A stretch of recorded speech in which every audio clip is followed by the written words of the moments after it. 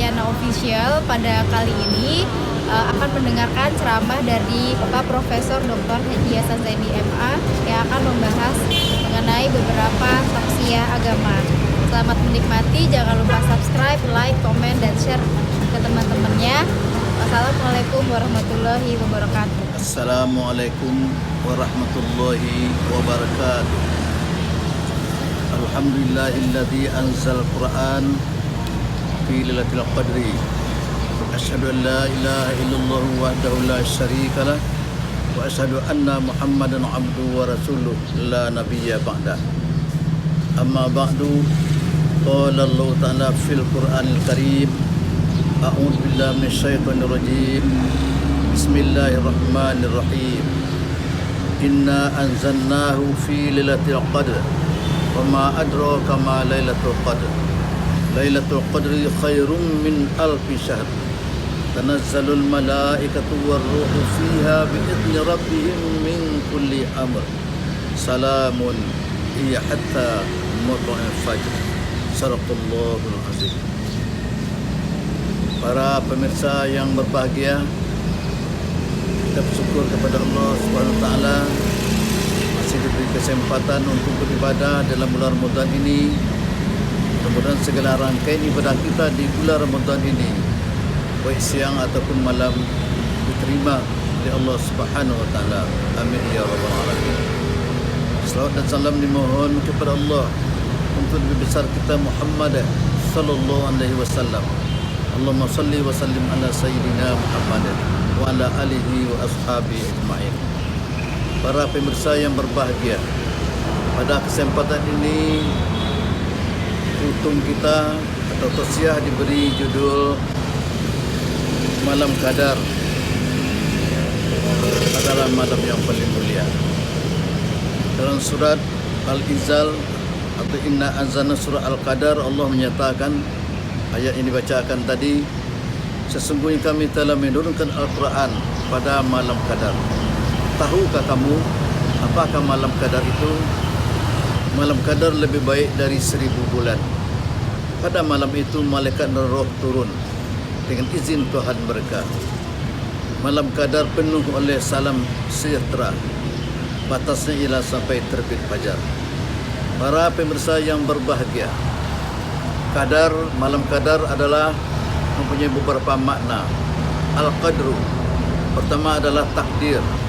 Karena pada malam itu Allah mentakdirkan, Allah menentukan nasib manusia untuk 1 tahun yang akan datang. Itu pendapat sebagian ulama. Rezekinya, bahagianya, sengsaranya, suksesnya, gagalnya pada tahun itu ditentukan juga pada malam Qadar. Jadi ada 2 tempat penentuan atau takdir tadi. Pertama, sebelum kita lahir sudah ditentukan takdir oleh Allah SWT. Seperti yang disebut dalam hadis yang agak panjang, bahwa manusia proses kelahirannya adalah 40 hari nutfah, 40 hari alaqah, 40 hari mudghah, kemudian datang malaikat meniupkan roh dan memberikan nasib atau menawarkan apa yang akan dialami oleh manusia setelah dia hidup di atas dunia ini, sa'ada atau syaqawa, termasuk yang disebut dengan takdir atau nasib. Yang kedua, makna Qadar adalah asyaku, malam yang paling mulia. Malam Qadar malam yang paling mulia. Kenapa mulianya malam Qadar tersebut? Dalam ayat tersebut sudah disebutkan. Pertama, Lailatul Qadri khairum min alfi syahrin. Malam Qadar itu lebih baik dari 1000 bulan. 1000 bulan lebih kurang 83 tahun lebih. Beramal selama 1000 bulan, kemudian diterima amal tersebut dibandingkan dengan amal yang tepat pada malam Qadar, maka pahalanya lebih banyak dibanding dengan yang 1000 bulan tadi. 1 malam Qadar itu. Tapi jangan kita salah pengertian, cukup saja beramal pada malam Qadar karena sudah terwakili umur-umur kita tadi. Maksudnya bukan begitu. Fadilahnya malam Qadar tersebut lebih dari seumurnya manusia. Apalagi akhir-akhir ini sulit yang mencapai umur 80 tahun ke atas. Meskipun ada, ini motivasi kepada kita untuk beramal bulan Ramadan termasuk melalui malam qadar tersebut. Kenapa mulianya? Tanazzalul malaikatu warruh, pada malam qadar tersebut malaikat dan roh turun. Roh di sini maksudnya bukan roh orang yang meninggal dunia, tapi adalah malaikat Jibril. Di para malaikat yang banyak, termasuk malaikat Jibril turun pada malam itu. Karena Jibril mempunyai beberapa nama. Pertama namanya adalah Jibril atau dibaca Jibrail. Yang kedua namanya adalah Ruhul Kudus. Yang ketiga Ruhul Amin. Yang keempat Namus. Namus ini bahasa Ibrani atau bahasa Yahudi. Malaikat turun dengan izin Tuhan mereka, biizni Rabbihim. Allah yang perintahkan. Di pada malam qadar itu malaikat turun banyak sekali. Bahkan dalam buku-buku yang dikarang oleh para ahli, termasuk Imam Al-Ghazali, lebih banyak malah jumlah malaikat daripada jumlah pasir di pantai. Itu benar pada malam qadar itu. Salamun, pada malam qadar tersebut penuh oleh salam sejahtera oleh para malaikat. Bagi orang yang bertemu dengan malam qadar, mereka akan mendengar, akan menerima, akan bertemu salam dari malaikat tersebut. Bahkan bisa dijawabnya bagi yang mendapatkannya.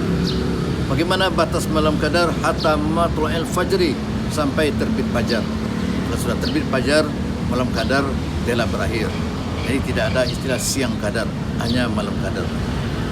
Para pemirsa yang berbahagia, perlu juga kita sampaikan apa saja tanda malam qadar tersebut.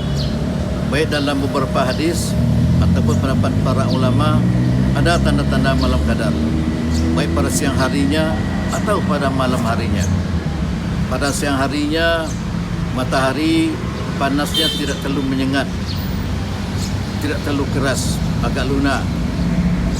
Tanda malamnya malam qadar. Kemudian pada malam harinya, cahaya bulan menembus tempat-tempat yang berlindung, tempat-tempat yang teduh.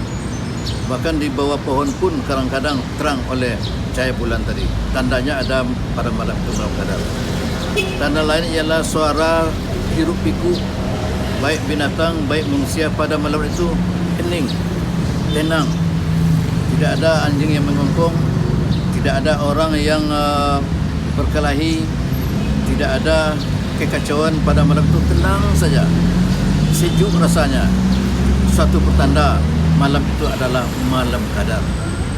Kemudian juga disebutkan tanda lain adalah baik kayu-kayuan, pohon-pohonan ataupun yang ada di bumi ini sujud pada malam qadar tersebut. Tentu bagaimana sujudnya Allah yang tahu. Yang jelas pada malam qadar tersebut bukan hanya makhluk bernama manusia, tapi makhluk Allah yang lain pun pada malam qadar tersebut sujud kepada Allah Subhanahu wa taala. Para pemirsa yang berbahagia, bagaimana cara mendapatkan malam qadar? Pada bagian terakhir ini, cara mendapatkannya, kata Nabi, taharrau lailatul qadri fi layatil autar min Ramadan. Carilah malam qadar tersebut, intailah malam qadar tersebut pada malam-malam autar, pada malam-malam ganjil dari bulan Ramadan. Bagaimana cara menghitung malam-malam ganjil? Kata Imam Nawawi, kalau puasanya genap 30 hari, contoh, berarti malam qadarnya atau malam ganjilnya lah tanggal 21, 23, 25, 27, 29 Ramadan.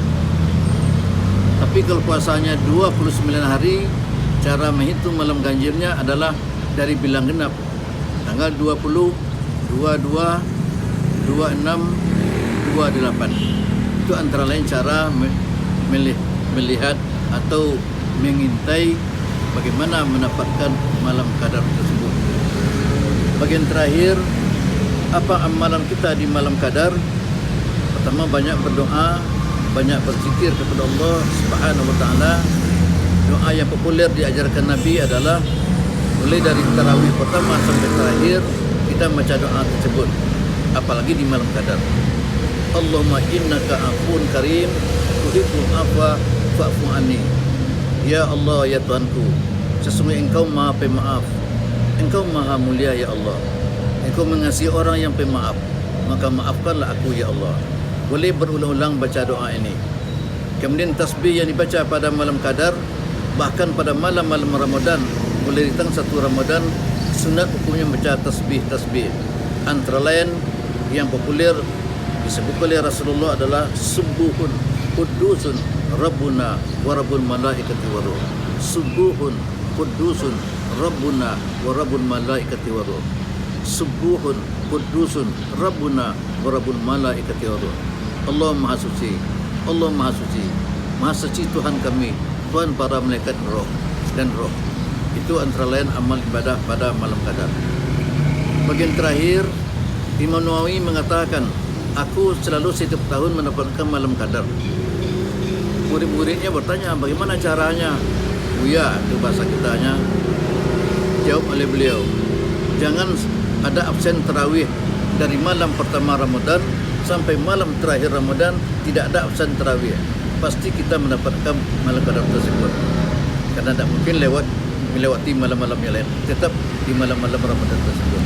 Jadi mulai dari tanggal 1 Ramadan sampai akhir Ramadan, usahakan tidak absen tarawih. Selalu solat tarawih. Kalau bisa di masjid, musalla, alhamdulillah. Kalau tidak bisa di rumah pun boleh solat tarawih. Ini antara lain. Kemudian doa pada malam qadar lebih banyak minta akhirat daripada minta dunia. Boleh minta dunia, tapi lebih banyak fokusnya kepada untuk akhirat. Kemudian doa yang biasa dibaca itu Al-Baqarah 201 itu doa yang mencakup dunia dan akhirat, hafal oleh para pemirsa yang berbahagia. Rabbana atina fid dunya hasanah wa fil akhirati hasanah wa qina azabannar. Ya Tuhan kami, beri kami bahagia di dunia dan bahagia di akhirat, dan hindari kami dari siksa neraka. Para pemirsa yang berbahagia, mudah-mudahan kita dapat beramal sampai akhir Ramadan dan mendapatkan malam qadar. Apalagi pada malam qadar ada masaan ijabah, saat doa dikabulkan Allah, tapi waktunya kita tidak tahu. Ada sebagian mengatakan hanya lebih kurang 5 menit waktu ijabah tersebut. Mudah-mudahan Allah berkahi kita semua. Terima kasih. Wallahu muwaffiq ila aqwamit thoriq.